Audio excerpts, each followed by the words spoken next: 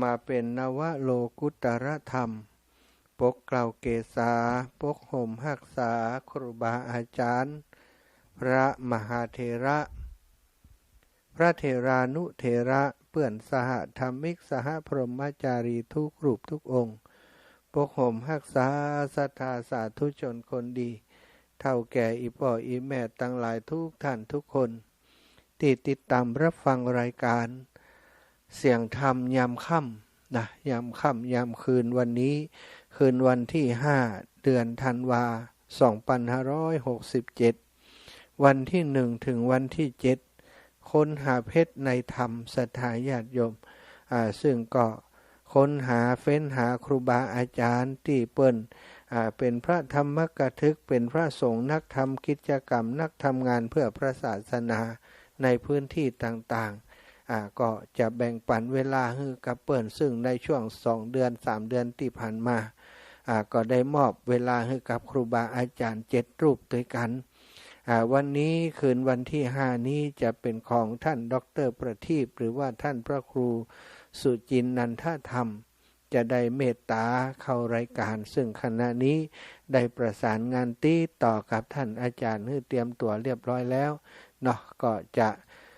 บ่ให้เสียเวลาจะได้โทรหาท่านแล้วก็จะได้มอบเวลาให้กับท่านอาจารย์ได้เข้ารายการต่อไปศรัทธาญาติโยมรอกรรมเด้อ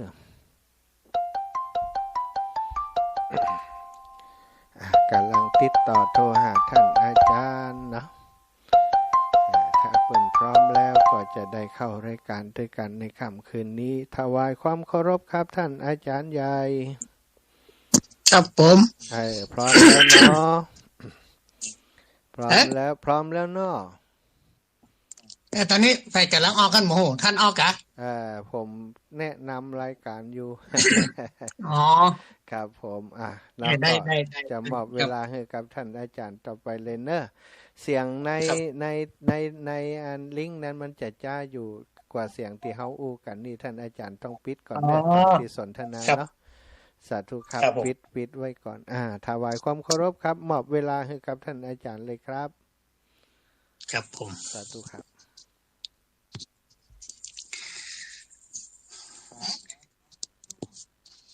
ก็ขอความสุขความเจริญแก่ท่านผู้ฟังทุกท่านถวายความเคารพกับครูบาอาจารย์ทุกท่านที่รับฟังทางวิทยุขึ้นสีขาวเพื่อชาวประชาจากจังหวัดเชียงใหม่เนาะอาตมาภาพก็พระครูสุจินต์นันทธรรมวัดหนองปะค่าอำเภอนาน้อยจังหวัดน่านก็ได้มาพบปะเนาะทุก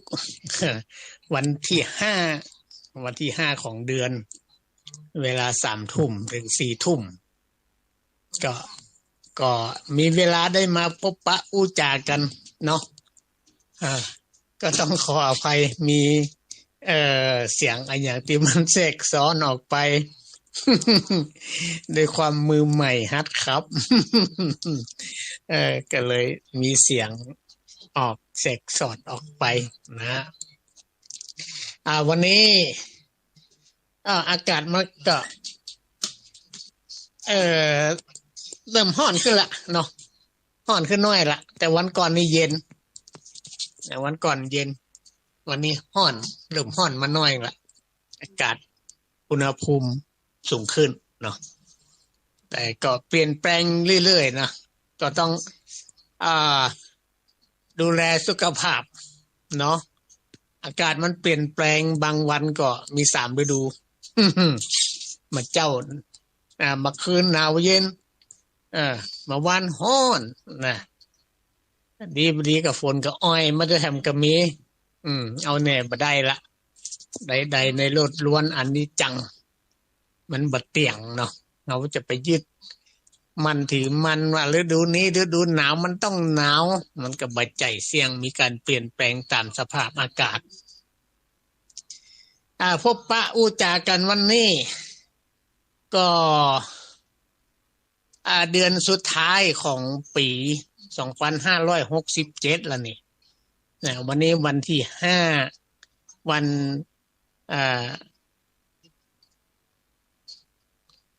เฉลิมพระชนมพรรษาของพระเจ้าอยู่หัวรัชกาลที่9ที่ท่านได้ลาลับจากหมู่เฮาชาวไทยไปก็ยังมีการระลึกนึกถึงพระองค์ท่านนะในวันที่5ก็จะมีการบำเพ็ญกุศลอย่างบ่ว่าจะเป็นทาง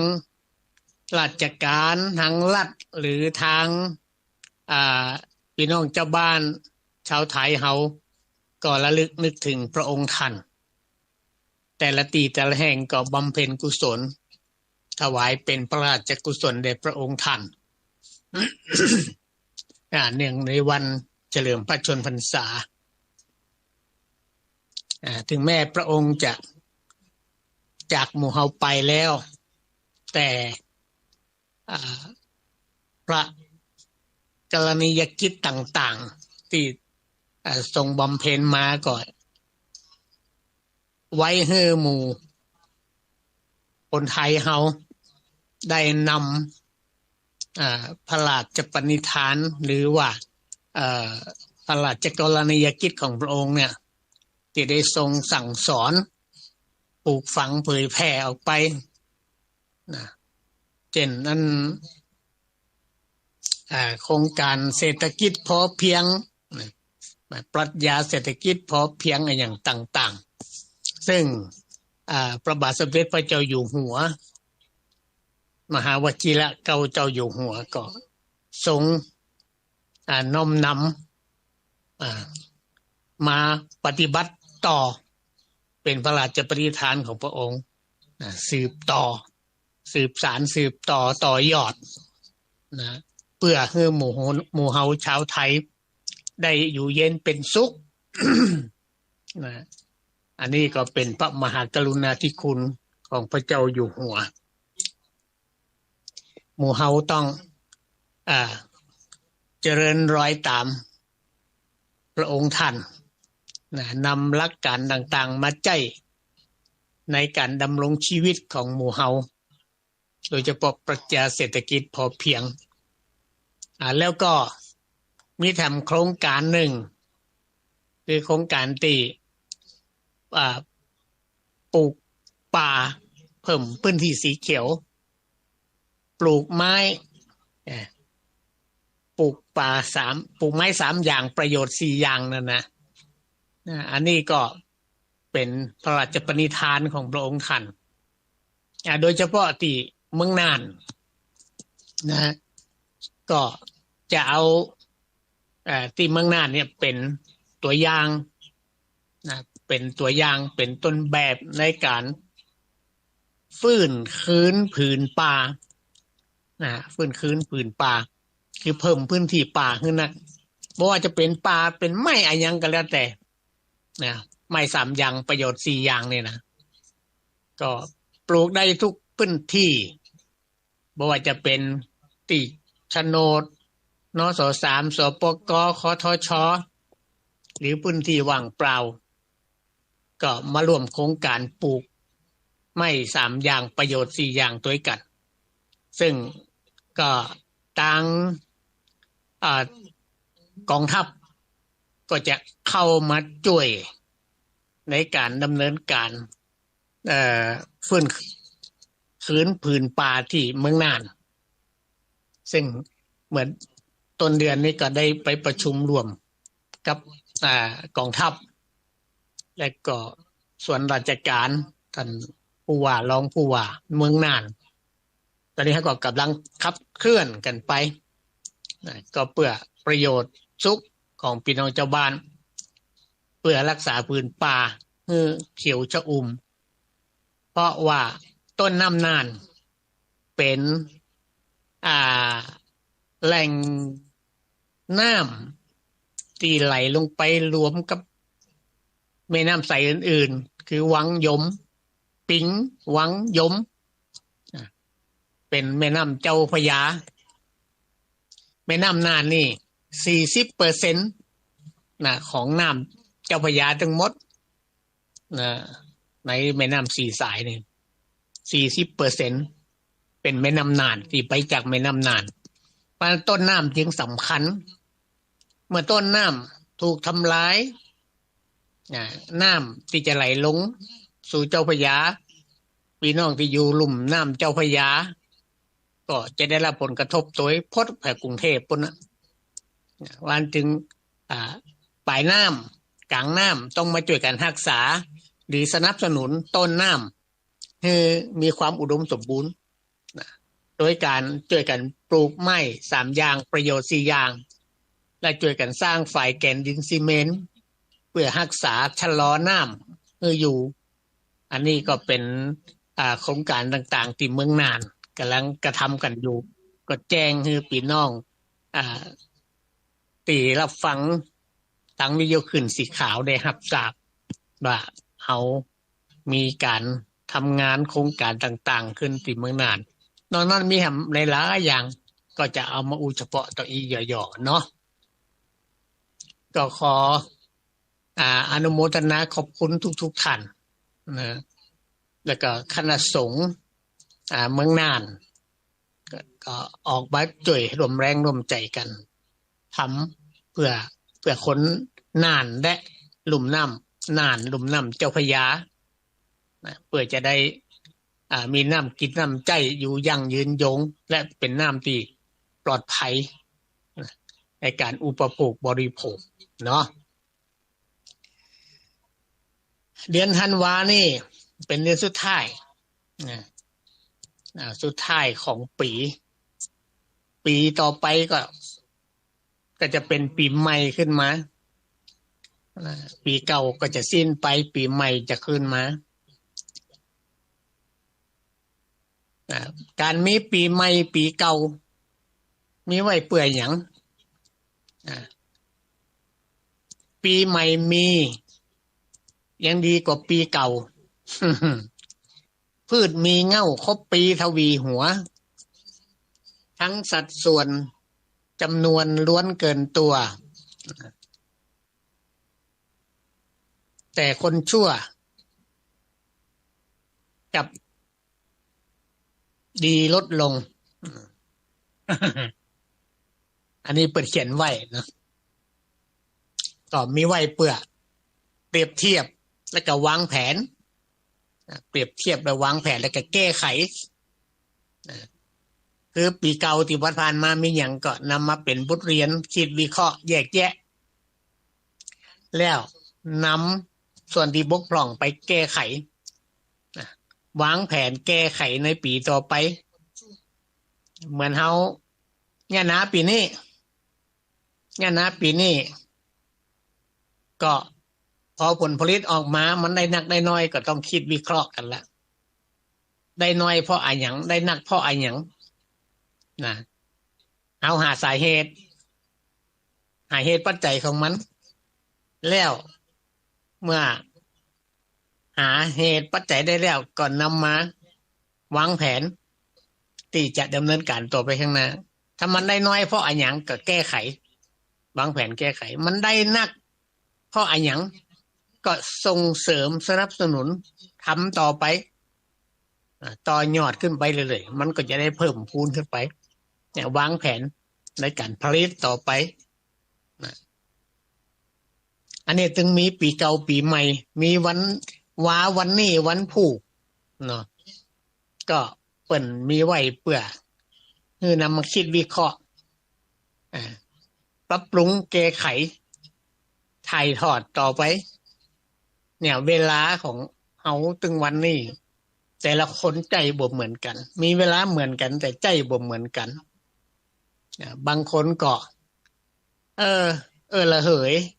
เนาะผ่านแล้วก็ผ่านเลยแล้วแต่มันตีแล้วเนี่ยมาเอาคืนบ่ได้แล้วก็ถูกต้องเอาคืนบ่ได้แล้วมันผ่านไปแล้วแต่ก็ยังเฉยอยู่ปีใหม่มาก็ยังเหมือนเดิมบ่แก้ไขบ่ปรับปรุงบ่คิดวิเคราะห์แยกแยะยังเฉยนะมันก็ ก็เฉยเหมือนเดิม มันมีการเปลี่ยนแปลงอย่างไปเหมือนพืชพันธุ์ธัญญาหารขิงข่าตะไคร้พืชมีหัวทั้งหลายเนี่ยเขาปลูกไปแล้วเนี่ยพอครบอายุครบปีครบขวบมาแล้วมันแพร่ขยายเอามานักนะขิงข่าขมิ้นปูเลยมันจะแผ่กิ่งแผ่แง่ออกไปนักนะเอาสังเกตพอที่แรกเขาปลูกอะเงาเดียวพอครบปีแล้วโอ้แผ่พอกออกลูกกูนต่างะต่างงานนี่มันเพิ่มทั้งขนาดกันใหญ่ขึ้นจำนวนกันหนักขึ้นนี่เป็นว่าครบปีทวีหัวแต่ถ้าคนบดีบ่สนใจใจดีอย่างมันมีอย่างดีขึ้นเลยแต่คนที่เปิ่นมีสติความระลึกได้สัมปชัญญะความรู้ตัวนะคิดวิเคราะห์ที่ผ่านมาเป็นจะได้นะเหมือนเกษตรกรทั้งหลายทำบัญชีครัวเรือนทำบัญชีฟาร์มจดไว้ทำไว้ทุกอย่างจดบันทึกไว้หมดครบปีครบขวบมาก็นำมาวิเคราะห์พอข้อมูลเป็นจะได้รายรับเป็นจะได้รายจ่ายเป็นจะได้จ่ายอย่างไปผ่องมันมีกี่หูที่หูมันออกป้าแล้วก่อยตัดก่อยอึดไปทีละหูสองหูสุดท้ายมันก็จะโอะโยอยู่หันใดเนี่ยก็พอกพูนขึ้นไปเลยๆอันนี้เปิ่นฮือมีฮือวันว้าวันนี่วันผูกเปิ่นมีไว้ฮือคิดวิเคราะห์แยกแยะแก้ไขปรับปรุงส่งเสริมขยายต่อยอดต่อไปเนาะปานก็ธันวาละจะครบรอบปีละไอ้มีอันใดก็คิดวิเคราะห์ตัวเองเอาเนาะบ่ต้องมือไผ่มาคัดขี้ไข่คือตัวเก่าเอาต้องคัดเอาแต่ส่วนใดที่มันยื้อบ่ได้ก็ใจส่วนอื่นเข้าไปจ่วยคัดจ่วยสีจ่วยล่างเนาะถ้าหยังก็จะให้เปิ่นอาบน้ำก็ให้เปิ่นคัดขี้ไข่ก็ให้เปิ่นมาคัดให้มันก็บ่ได้เป็นตัวของตัวเก่าสักเตือล่ะเพราะบ่มีไผจ่วยก็ยังหยังบ่ได้อันนี้ผู้ใดเจ้าจึงบอกอัตหิอัตโนนาโถตัวเองย่อมเป็นที่พึ่งของตัวเองพระบาทสมเด็จพระเจ้าอยู่หัวที่พระราชทานปรัชญาเศรษฐกิจพอเพียงมาให้กับพี่น้องชาวไทยเฮาก็เพื่อให้คนไทยเฮาช่วยเหลือตัวเก่าได้ยืนอยู่บนหน้าแข้งตัวเก่าได้บ่ใจไปล้อคอยแต่กล้าขายจากต่างประเทศหรือล้อคอยต่างประเทศเอางบประมาณมาให้มาช่วยเหลือบ่ได้ไทยเฮาต้องยืนยัดอยู่บนหน้าแข้งตัวเก่าบ่เป็นขี้ค่าของฝรั่งมังค่าแขกเจ๊กจีนจังใดเฮามีพื้นที่ในการเกษตรคนมันต้องกินต้องใจเฮาก็สามารถใจผลผลิตทางการเกษตรเนี่ยเป็นอาวุธต่อรองต่อสู้ไปขายให้เขาเอาเป็นแลกอย่างอื่นที่เฮาบ่มีแต่บางอย่างเฮาก็มีอยู่เต็มแผ่นดินเต็มปื้นน้ำกับว่าเอาไปให้เป็นสัมปทานให้หมดนะเช่นเหมืองแร่ก็ดีน้ำมันก็ดีคือเป็นสัมปทานไปขุดเอาไปขายติ๊กๆคนไทยใจน้ำมันแปลงเกล็ดแปลงอันนี้ก็เป็นวิบากกรรมของคนไทย ว่าไปก็หมอกอันเนาะบ่ว่าละ ถึงวันนี้มันมีสปะสเปดเนาะญาติโยมท่านผู้ฟังทั้งหลายเฮาพอทั้งอินเทอร์เน็ตทั้งไอ้Googleไอ้อย่างต่างๆที่มันออกมาเดี๋ยวๆโอ้ยของก็ตื่นทำของก็บ่ตื่นทำของก็ยังบ่เจ้าทำกันเถียงกันกูกับกูแน่มึงกับมึงแน่ข้าถูกเจ้าผิดแล้วนี่ก็มันดีเบตกันระหว่างพูดกับคิดพูดกับอย่าทำร้ายอย่างหลายประการก็ฟังไว้เถอะเน้อใจวิจารณญาณมีสติสัมปชัญญะ นะถ้าเฮาบ่คิดถึงดีบ่มีสติเฮาบริโภคข่าวไปก็จะเป็นอันตรายดีเฮาก็จะเป็นสุมผู้ร่วมคิดโดยหู้เต่าบ่ถึงการไปหันพระเจ้านั้นออกมาว่าหันนะอุบาสกคนนั้นมาว่าอุบาสิกาคนนี้มาว่าเดี๋ยวก็จะเข้าไปด่ากันว่ากันปรามาสกันเข้าไปมันก็จะเป็นบาปเป็นกรรมกายกรรมวจีกรรมมโนกรรมนะกรรมเหล่านี้เป็นปัจจตังเฉพาะตัวไปตัวมันมีไผสร้างหรือไผได้นะบ่มีไผโยนหรือไผได้ของเหล่านี้เป็นของเฉพาะตัวเขา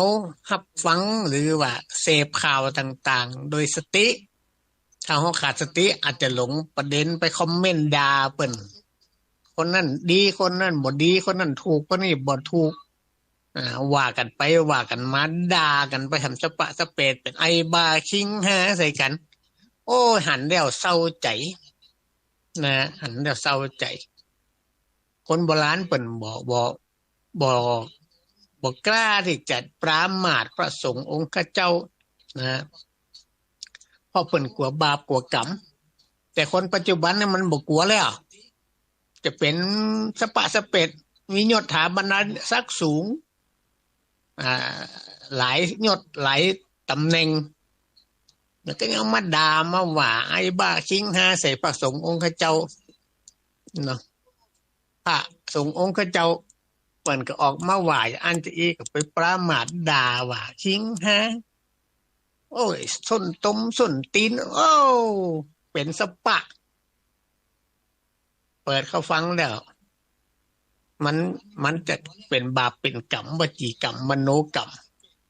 สืบต่อกันไปที่หันก็ญาติโยมทั้งหลาย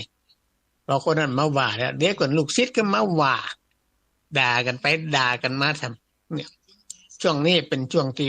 พุทธศาสนาถูกละเลงบนสื่อขนาดนักเขาก็ต้องเสพข่าวโดยสตินะฮะระมัดระวังอย่างยิ่งเนาะช่วงนี้จะขอแจ้งข่าวให้กับท่านผู้ฟังที่รับฟังทางวิทยุขึ้นสีขาวเนาะได้รับฟังกันทั่วถ้าจะอู้ถึงป่อทวีเหลี่ยมวรรณิชนี่คนรุ่นเก่าๆในคลื่นสีขาวเฮานี่ก็เคยฮู้จักนะเคยฮู้จักมักคุ้นกับป่อทวีเหลี่ยมวรรณิชที่อยู่อำเภอนาน้อยเนี่ยเป็นก่อนเป็นประธานกลุ่มฮักนาน้อยเปิ้นก็รวมกลุ่มกันทำงานเพื่อสังคมนะมาโดยตลอดจนเปิ้นอายุ80ปลายละเปิ้นถึงก่อยยั่งไปนะก่อยยั่งไปปอทวีเหลี่ยมวรรณิชตอนนี้ก็จะ90เลยก็ได้ฮู้นะ เต้าเจ้าเปิ้นก็โทรศัพท์เข้ามาหาว่าตอนนี้ลูกบ่าวเปิ้นได้เสียชีวิตไปนะลูกบ่าวเปิ้นได้เสียชีวิตไปตั้งศพบำเพ็ญกุศลไว้ที่วัดนาราบอำเภอนาน้อยจะทำการชาปนกิจศพวันใดฮู้บ่ได้หันกำหนดการแน่ชัดเตี้ยเพียงแต่เปิ้นบอกว่านิมนต์ท่านพระครูไปเทศน์งานบำเพ็ญกุศลศพลูกบ่าวที่วัดนาลาบในคืนวันที่3คืนที่3คืนนี้เป็นคืนแรกวันผูกอาจารย์เสถียรวันฮื้อก็คงจะเป็นวันเสาร์คืนวันเสาร์จะนิมนต์อาตมาไปแสดงพระธรรมเทศนาบำเพ็ญกุศลศพลูกบ่าวเพิ่นอันนี้ก็แจ้งให้กับแฟนคลับของคลื่นสีขาวที่ได้ฟังกันมาแต่ก่อนแต่หลังที่ได้ฮู้จักมักคุ้นกับป่อทวีเหลี่ยมวรรณิช นะได้รับทราบว่าตอนนี้ลูกบ่าวเพิ่นเสียชีวิตไปคนหนึ่งละนะเพิ่นโทรศัพท์มาบอกอันนี้ก็แจ้งให้หมู่ที่เก่าๆนะที่รู้จักกันรับทราบเพื่อบางคนอาจอยู่ใกล้ๆแถวเวียงสานะน้อยนะเมินหมู่นี่ได้รับฟังแล้วเพิ่นจะได้มาร่วมบำเพ็ญกุศลนะลูกของปอทวีเหลี่ยมมณิตนะโดยพร้อมเพรียงกันบางทีบ่ได้ฟังข่าวเนาะก็ได้ฟังทางวิทยุเฮาแจ้งให้ทราบเนาะอันนี้ก็ขออนุโมทนา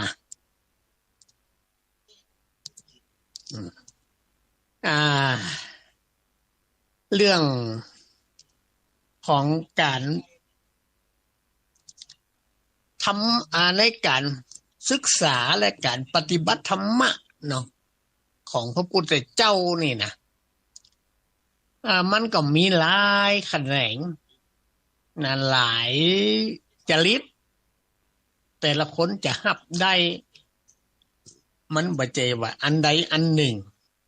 หลักธรรมคำสอนในทางพระพุทธศาสนามีหลายนะในพระไตรปิฎกพระวินัยปิฎกพระสุตตันตปิฎกพระอภิธรรมปิฎกนะก็แต่ละคนเห็นหูไป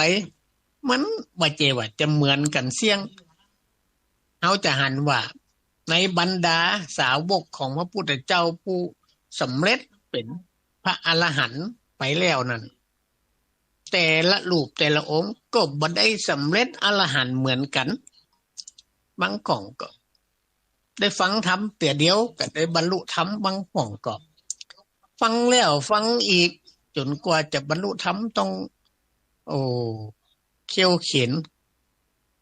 อันนี้มันก็บ่เหมือนกันเหมือนกับจุลปันทกมหาปันทก2พี่น้องยังบ่เหมือนกันบรรลุธรรมเข้าถึงธรรมมาบวชด้วยกันน่ะทั้ง2พี่น้องน่ะจุลปันทกมหาปันทกนี่นะมหาปันทกนี่เป็นพี่อ้ายจุลนี่น้อยเป็นน้อง อ้ายนี่ปัญญาเฉียบแหลมน้อยเห็นอันใดก็ฮู้ว่องไวน้องนี่จะปัญญาทึบน้อยนะบ่ใครเห็นหยังก็บ่ใครได้บ่ใครจำหยังง่ายๆถูกอ้ายด่าอ้ายว่าอยู่เรื่อยๆเพิ่นบอกสอนกรรมฐานอันใดมันก็บ่จือบ่จำลืมแล้วลืมเล่าลืมไปหาเห็นตั้งหน้าลืมตั้งหลังไปติ๊กๆเลยบ่ได้บรรลุธรรมก็เปิ้นสักเตื้อก็ถูกพระปีอ้ายด่าว่าสารพัดเปื่ออยากจะให้น้องได้เรียนรู้แต่น้องก็คิดถึงตัวเองเฮาอย่ามาใบมาเหงาจังอันมาใจเนาะก็เลยตายให้ดีกว่า จะไปฆ่าตัวตายจะไปกระโดดหน้าผาตาย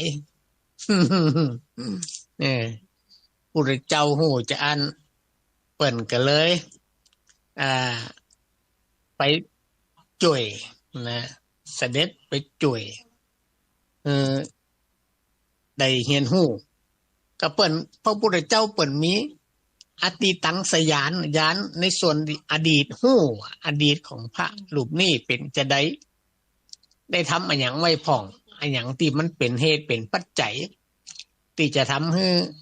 เขาได้เข้าใจเรียนรู้ง่ายได้พ่องเปิ้นก็ฮู้ล่ะมันเป็นจังนั้นจะต้องใจวิจารณ์แต่ไอ้ที่เฮาทั้งวันเฮาบ่ฮู้นะว่าอดีตของไผเป็นจะได้หมู่ซุ่มมืดกันไปจังนั้นน่ะถูกพ่องผิดพ่องซะจับมันก็ดีบ่จับมันก็เป็ดไปหาจังนั้นนี่พระพุทธเจ้าเปิ้นฮู้แล้วฮู้ว่าในอดีตของพระรูปเนี่ยได้ถวายผ้าขาวผ้าอันหยังไว้ทำบุญมาอยู่เปิ้นก็เลยบอกให้นั่งแล้วก็เอาผ้าขาวมาวางแล้วเอามือเข้าลูบผ้าขาวหั่นละโชหะนังละโชหะนังหั่นมีกำภาวนาด้วยฮะละโชหะนังละโชหะนังน่ะบางนี้ก็มีละชังหันติก็มีเนาะ ละโชหานังระจังหรติจะแปลว่าได้หมดต้องไปถามผู้ที่เป็นมหาปรริญญาอาตมาไม่ได้เป็นมหาปรริญญาเป็นมหาดงั้นบ่ได้ก็เปิ่นสักคำเป็นมหาดวันก็ให้นั่งรูปพระขาวไปกับภาวนาไปรูปไปรูปมาจิตดิ่งอยู่ฮั่นจนหันว่าผ้าจากขาวสะอาดกระกายมีความเปื้อนขึ้นมาเปื้อนโดยมือติดลูกมือทั้งที่มือก็สะอาดดีแล้วรูปไปรูปมาผ้าก็ยังดำเปิ่นคิดวิเคราะห์จากอันดิ่งจนยันบรรลุธรรมเลยได้บรรลุธรรมเป็นพระอรหันต์เลยนี่บ่เหมือนกัน แต่ละคนต้องหู้จริตของแต่ละคนหู้ของบุพเพกตปุญญาตาของแต่ละคนได้ทำสร้างอย่างมาไว้วันเฮาถึงวันนี้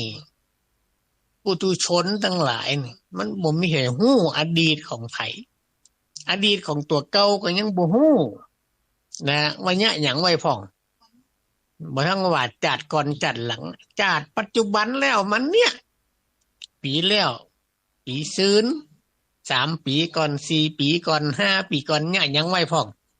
จำบ่ได้ละลืมหมด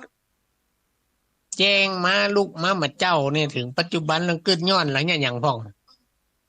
ลืมจำบ่ได้เสียงแม้แต่ในวันนี้เองอดีตในวันนี้ถ้ายังนึกถึงบ่เสียงลูกมาเจ้าเนี่ยยังพ่องเพราะเขาบ่ได้คิดพิจารณาบ่ได้จือได้จำนะ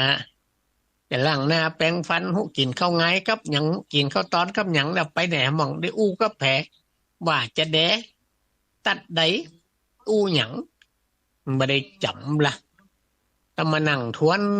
กลับไปนี่โอ้ยากนะถ้าบ่จดไว้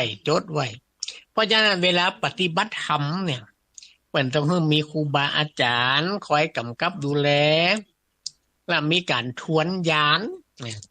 การทวนญาณก็คือญาณความรู้นะความหู้ความอย่างต่างๆเนี่ยญาณคือความหู้หรือว่าสิ่งที่ผ่านมาเนี่ยต้องทบทวนนะคนโบราณพูดว่าม้วนทุกอย่างถ้าบอกมันท่องจับก็เป็นม้วนทิ้นนะก็จะหลงลืมไปได้หมดมันต้องมีการทบทวนอยู่เสมอเพราะฉะนั้นวันหนึ่งเนี่ยเปิ่นก็คือมีการทวนหน่อยหนึ่งแจ้งมันอย่างพ่องบันทึกไว้ได้ยิ่งดีเพราะจำไม่ดีกว่าจดแต่ถ้าจำบ่หมดจดไว้นะมันดีกว่าจ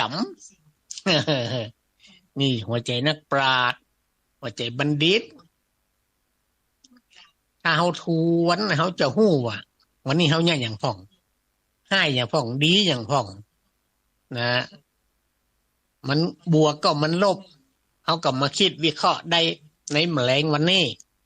นะคิดวิเคราะห์แล้วเป็นยังไงเฮาก็แก้ไขปรับปรุงและต่อยอดต่อไปในวันพรุ่งนี้ที่จะมาถึงเพราะวันนี้มันแล้วไปละเนี่ยอย่างบ่ได้ละก็เอามาวางแผนเปิดไปแก้ไขในวันพรุ่งนี้ที่จะมาถึงนี่นะให้มันดีขึ้นหรือเพิ่มพูนขึ้นอย่างนี้เป็นต้นเนาะเพราะฉะนั้นวันเวลามีเหมือนกันแต่ละคนใจบ่เหมือนกัน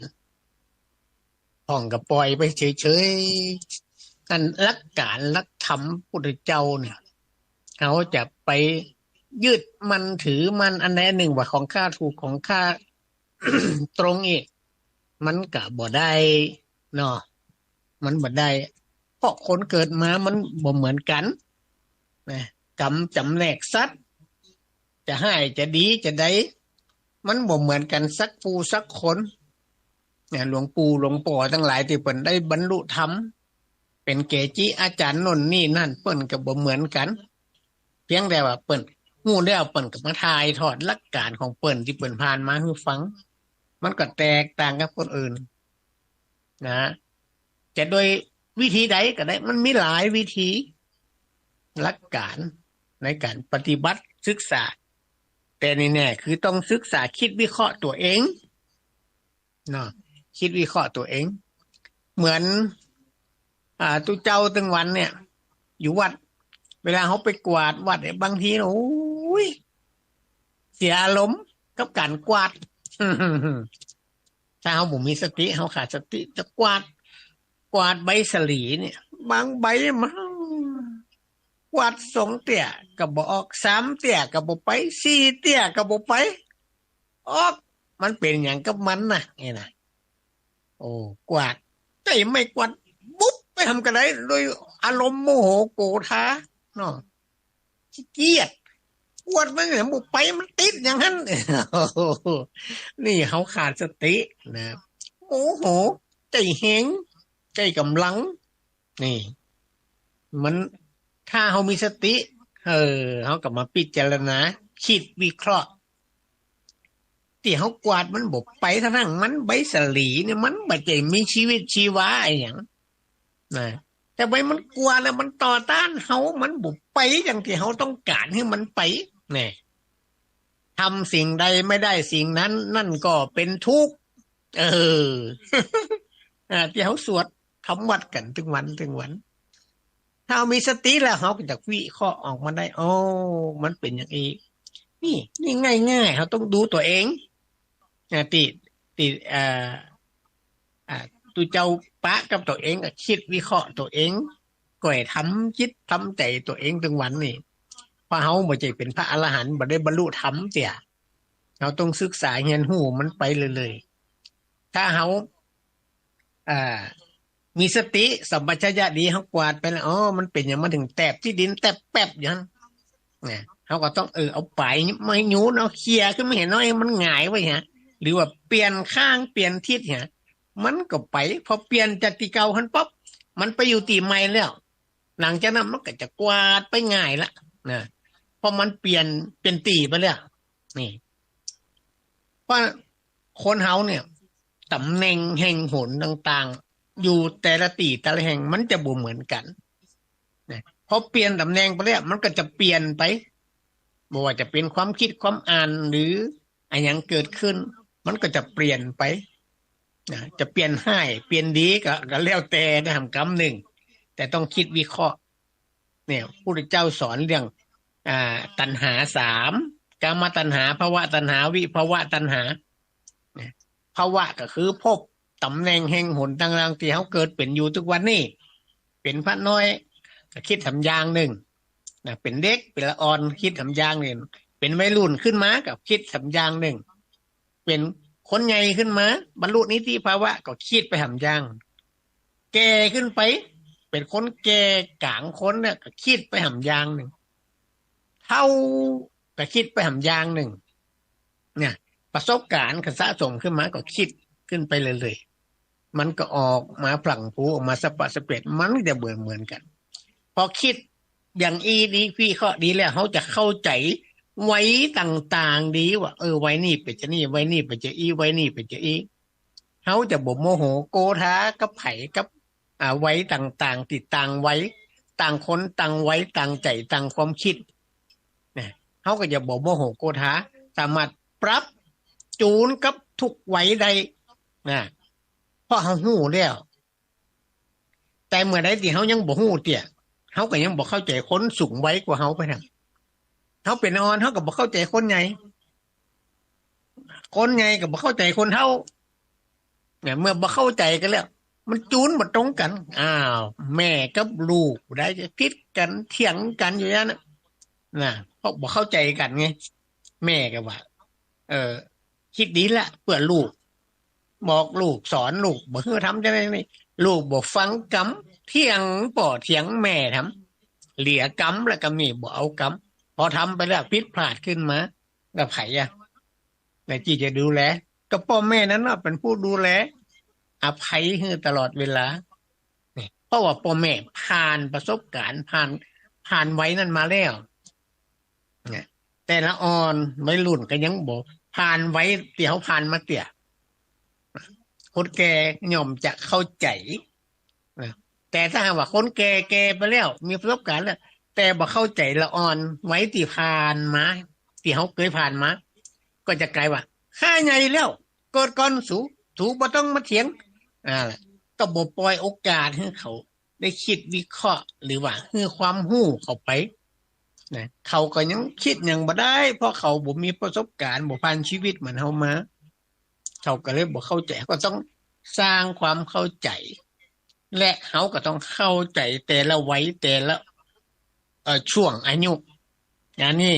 ก็ทำให้เขาจะบ่เดือดร้อนปล่อยวางได้นะพอเขาฮู้มาแล้วช่วงนั้นเขาบอกมาแล้วมันบ่เอากรรมก็ปล่อยมันไปก่อนจังมันเตอะเดี๋ยวมันทำไปแล้วมันก็จะฮู้ของมันเองแต่พ่อแม่บางคนว่าได้ต้องกำกับลูกต้องอยู่ในโอวาท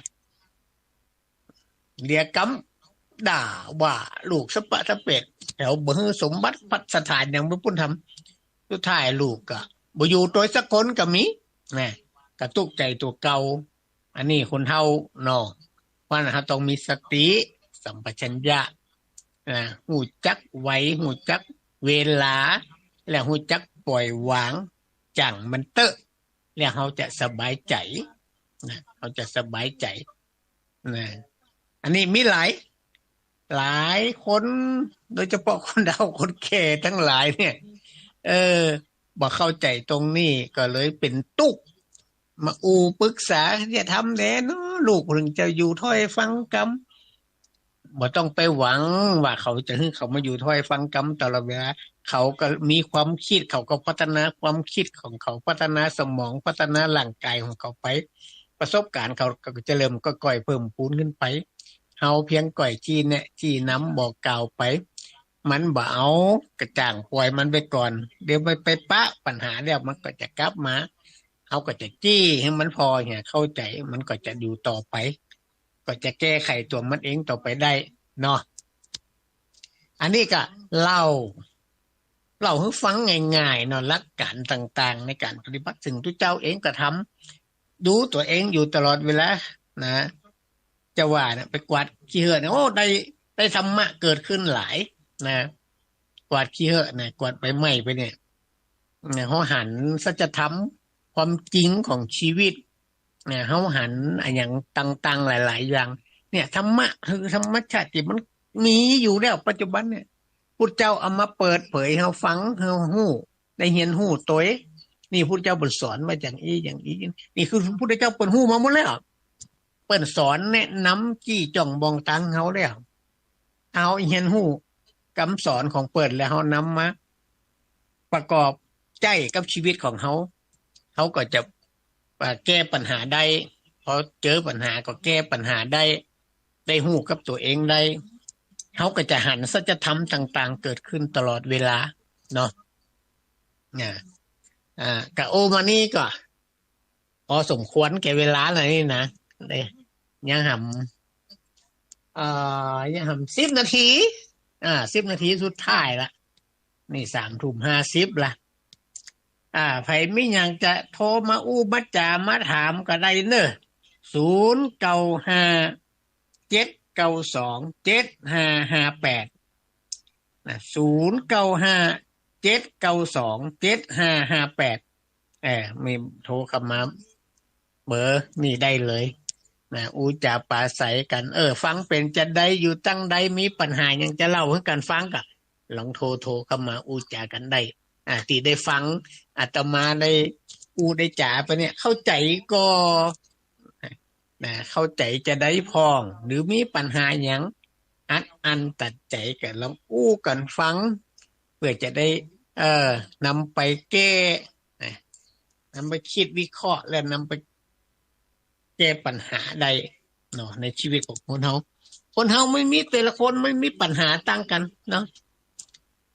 เกิดมาตามกรรมคือการกระทำของตัวภัยตัวมันนั่นน่ะกรรมุนาวัตติโลโกสัตว์โลกย่อมเป็นไปตามกรรมนี่พุทธภาษิตเขียนไว้พุทธเจ้าก็สอนไว้เนาะในหลักธรรมคำสอนต่างๆใน 84,000 พระนามขันธ์นี่มันเยอะแยะนะที่พุทธเจ้านำมาสอนแต่เฮาเนี่ยเรียนรู้บ่เสียงนะพระไตรปิฎก45 เล่มเนี่ยก็ยังอ่านบ่เสียงเอามา อ่านแต่ละเล่มนี่โอ้หนาตึบ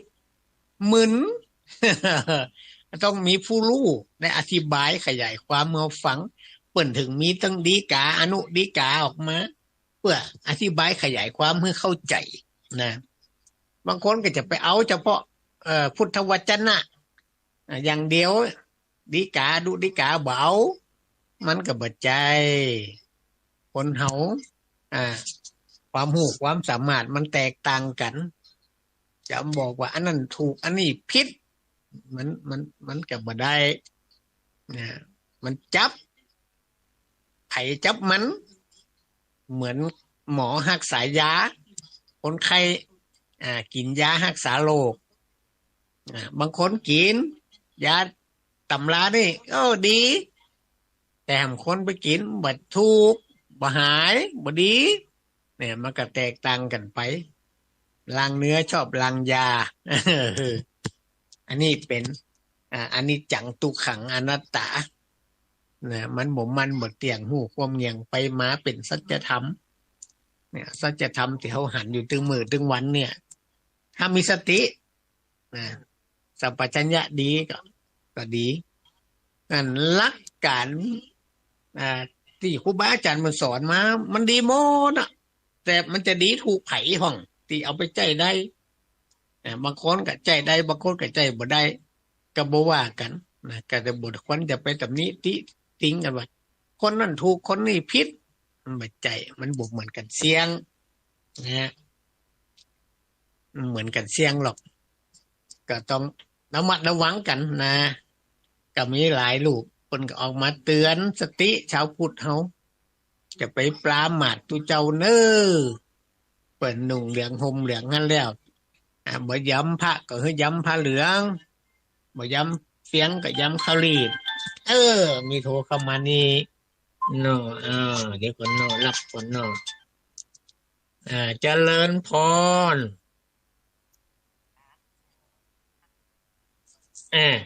เจริญพรจากที่ไหนเนาะโอ้อำเภองาว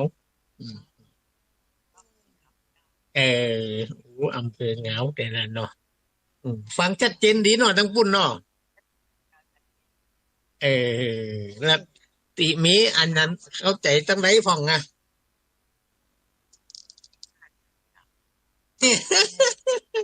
เออเออดีละดีละดีละแล้วก็ว่าตามที่เขาทำเนี่ยเนาะอืมอืมโมทนาสาธุเนอนี่ก็คุณโยมจากวัดอำเภองาวจากวัดลำปางอยู่ดีมีสุขบุญรักษาเด้อเจริญพรอันนี้หนึ่งสายแรกโทรเข้ามาละอยู่อำเภองาวเปิดกับปฏิบัติของเปิดอยู่นะคิดวิเคราะห์แยกแยะนะเพื่อนำไปแก้ปัญหาต่างๆตามที่พระพุทธเจ้าสอนไว้เนาะรักอริยสัจสี่ถูกสมุทัยนิโรธมรรคแต่เขาก็ต้องไปศึกษามันตุกคืออย่างทุกข์คือความไม่สบายกายไม่สบายใจได้ชื่อว่าทุกข์เพราะเป็นของทนได้ยากเขาก็ท่องจำที่นะแต่เขาลองไปปฏิบัติก่อนหรอมันทุกข์ความไม่สบายกายกายไปสัมผัสใส่อันอย่างที่มันบอกปองปองใจมันก็ตุกแหละผู้เขาตีหัวตีเก้ามาก็เจ็บก็ตุกละเนี่ยอย่างที่ว่าที่บอกฟังเวลาไปกวาดใบสลีนะร้านวัดกวาดไปกวาดใบนี่มันต้องบ่ยอมไปมันเนี่ยกายก็ฟาดเข้าไปแหละใจแห้งฟาดนิ้วฟาดเข้าไปนี่โอ้อารมณ์โกรธขึ้นนั่นหลวงพ่อพระพยอมบอกโกรธคือโง่โมโหคือบ้าโอ้อันนี้เขาตึงโกรธตึงโง่ตึงบ้าแล้วนี่เขาก็คิดวิเคราะห์ถึงตัวเก่าก่อยปรับมีสติสัมปชัญญะหมดตัวแล้วแก้ไขเนี่ยเขาก็ต้องวิเคราะห์ต่อไปก็ก่อยแก้ไข มันเป็นอนิจจังทุกขังอนัตตาพิจารณาไปทำก็ได้ธรรมะนะได้หันสัจธรรมความจริงเกิดขึ้นระหว่างที่เขาปฏิบัติธรรมกวาดขยะกวาดใบไม้ก็เป็นการปฏิบัติธรรมนะเพราะเขาเพ่งสติมีสมาธิจิตอยู่จุดจ่ออยู่การกวาดนะไปเด้บุไปก็วิเคราะห์พอบุไปเพราะอะไรหยังนะอาจจะเปลี่ยนตีเปลี่ยนฐานเปลี่ยนด้านเปลี่ยนทิศเปลี่ยนอาวุธ เปลี่ยนเครื่องมือก็จะแก้ปัญหานั้นได้ก็กวาดต่อไปเพื่อง่ายไปแล้วง่ายตำแหน่งไปอยู่ต้นทำจีนมันก็ง่ายขึ้นเหมือนกับผู้ใหญ่บ้านกำนันก็เอาง่ายๆไกลๆเนาะถ้าอยู่เหมือนเนี่ยโอ้มันยากอยู่เหมือนนี่นะหากมันงอก อยู่60 ปีเนี่ยไอ้ก็ยังบ่ได้ออกก็ออกบ่ได้การมันก็บ่ทำอย่างนั้นเนี่ยเหมือนเขากวาดใบสลีเนี่ยเวลาเขากวาดไปใบย้อมก็ต้องคิดวิเคราะห์พอง่ายตำแหน่งไปปุ๊บมันก็ดีขึ้นโล่งก็กวาดได้สำเร็จหมู่ข้าราชการต่างๆหมู่หันโนย้ายเพื่อความเหมาะสมเนี่ยบางทีมันไปคัดขวางกันมันก็ง่ายฮะงานก็ผ่านพ้นราบรื่นอย่างนี้เป็นต้นนะอันนี้มันก็มีการเปลี่ยนแปลงตามภพภูมิภาวะภพที่อยู่ตำแหน่งต่างๆเปลี่ยนไปมันก็ดีขึ้นไปเหมือนเขาจากวัยเล็กขึ้นสู่วัยรุ่นจากวัยรุ่นขึ้นสู่วัยคนแรงงานวัยคนชะกันจะขึ้นไปสู่วัยคนแก่คนชราไปนี่เปลี่ยนภพเปลี่ยนภูมิไปเปลี่ยนตำแหน่งแห่งหนไปก็มีกำกึดอันยังดีๆเกิดขึ้นมามีอันยังพัฒนาขึ้นไปเนาะนี่คือหลักธรรมะที่พระพุทธเจ้านำมาเปิดเผยให้หมู่เฮาได้รู้ความจริงคือสัจธรรมของธรรมชาติอยู่แล้วนั่นเฮาก็จะได้บ่โง่บ่บ้านะใจแต่แห้งอย่างเดียวฟาดฟันเข้าไปมันเกิดความกระทบกระเทือนไปค่อยหลกค่อยโลต้องใจสติปัญญาสติสัมปชัญญะคิดวิเคราะห์แยกแยะไปแล้วก็แก้ก็ไขต่อไปมันก็จะเกิดความราบรื่นได้เนาะเอาเรียนจะหมดละฮะจะหมดละ50จะหมดเวลานี่ละนะคงจะบุมีให้โทรมาหำละก้านี่มีสายเดียวนี่จากโยมอุบาสิกาจากอำเภอเงาจากวัดลำปางเนาะก็เป็นเวลาที่สั้นๆเนาะมานั่งนั่งจ๋าท่านผู้ฟังทั้งหลายทางวิทยุขึ้นสีข่าวเพื่อชาวประชาเขาได้ฟังกันนะตรงนี้อากาศกะบางตีก็หนาวเย็นเนอะหยอดดอยก็ในห่มห้วยก็อยากจะหนาวละแต่ที่อื่นทั่วไปนี่มันก็สบายอยู่เนาะก็แล้วมันระวังเนอะรักษาสุขภาพเพื่อให้ดีบอกว่าคนเฒ่าคนแก่แล้วลูกหลานนะรักษาสุขภาพเพื่อความอยู่รอดปลอดภัยของตัวเขาเองจะได้มีชีวิตชีวาที่ยั่งยืนยาวนานเพื่อสร้างกรรมดีสร้างความดีสะสมบุญญาบารมีไว้นักๆเป็นโอกาสเขาตัวอีแล้วแต่เขาละสังขารจากมนุษย์นี่ไปบุญเขาจะได้กลับมาเกิดสัมมาไดจะได้หู้เนี่ยหู้คิงก็เปิ่นแต่ของมาไดเขากับบุญอันนี้โอกาสเขาหู้แล้วก็ขวัญขวายหาเนาะเอาอยู่ดีมีสุขเนอจากนี้ไปก็จะหมดเวลาละก็ขออำนวยอวยพรให้กับญาติโยมตั้งหลายที่ได้สดับรับฟังอยู่ก็ให้อยู่ดีมีสุขอยู่หลอดปลอดภัยจากอันตรายทั้งหลายทั้งปวงเร่งสร้างบุญญาบารมีกันไว้ก่อนที่เขาจะมีโอกาสได้สร้างได้ทำไผ่บ่ถ้าอวดเก่งอวดกล้าอย่างเงี้ยสุดท้ายก็ตายกันหมดจะโลภโมโทสันตนีทีเหนียวอย่างไปก็ตายไปก็ละไปหมดบ่ได้เอาอย่างไปตัวสักอย่างเมื่อเจ้ามามีอะไรมากับเจ้า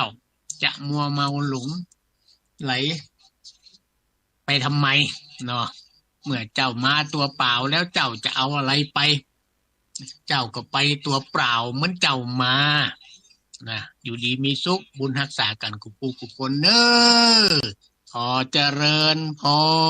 ร